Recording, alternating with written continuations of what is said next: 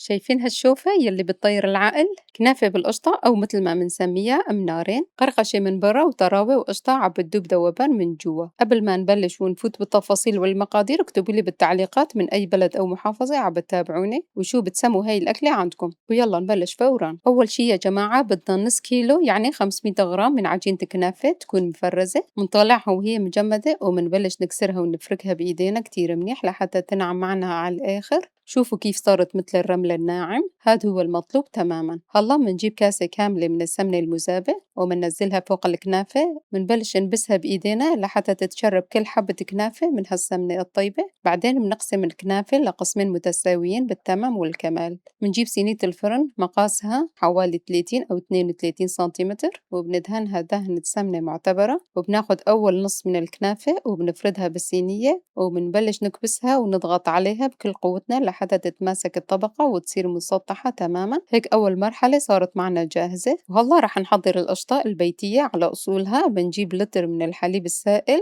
وبنحطه على النار، وقبل ما يغلي بدقيقة بالضبط بنضيف عليه ملعقتين كبار من الخل. هون الحليب رح يفرط ويقرش معنا، بنصفيه كتير منيح وبناخد هالقريشة وبنحطها على جنب. وبطنجرة تانية بنحط 3 كاسات من الحليب السائل وملعقتين كبار سكر، 5 ملاعق كبار نشا الذرة، وبنحركهم على البارد وبعدين بنرفعهم على النار مع التحريك المستمر لحتى يغلي ويسمك المزيج.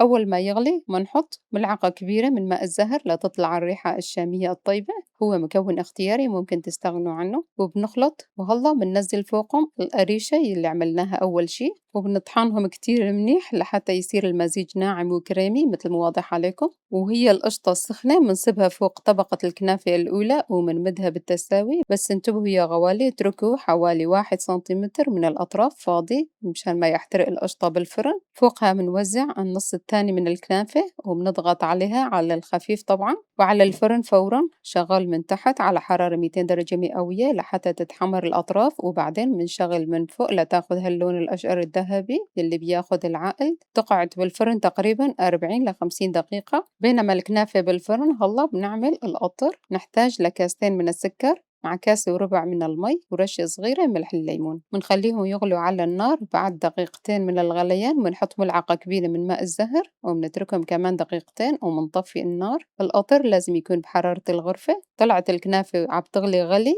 وبنقلبها فورا وهي سخنة وبنسقيها بالقطر. القطر بحرارة الغرفة، نتركها تبرد بحرارة الغرفة وبعدين بالبراد تبرد أكتر وتتماسك. بنقطعها مثل ما بنحب، ممكن مربعات أو مستطيلات على حسب رغبتنا، ورشة فستق حلبي على الوش للزينة. وهي كانت وصفتنا لليوم، بس الأهم من الوصفة هو وجودكم وتفاعلكم يلي بيفتح النفس وبيجبر الخاطر. الله يديم هالمحبة ويديم جمعتنا الحلوة. جربوها على طريقتي وما راح تندموا أبدا. وهي أم نارين الذهبية صارت معنا جاهزة. لك شو بدي أحكي لكم عن القشطة عبتدوب ذوبان بالتم، دسمها موزون ونكهة ماء الزهر فيها طالعة بتاخد العقل، والقرشة من برا النغم عم يعزف. والله يا غوالي هالوصفة بالذات بتستاهل تفركوا إيديكم وتقوموا تجربوها. وهي كانت وصفتنا لليوم، بتمنى نالت إعجابكم وانتظروني بوصفة جديدة إن شاء الله. مع السلامة، في أمان الله.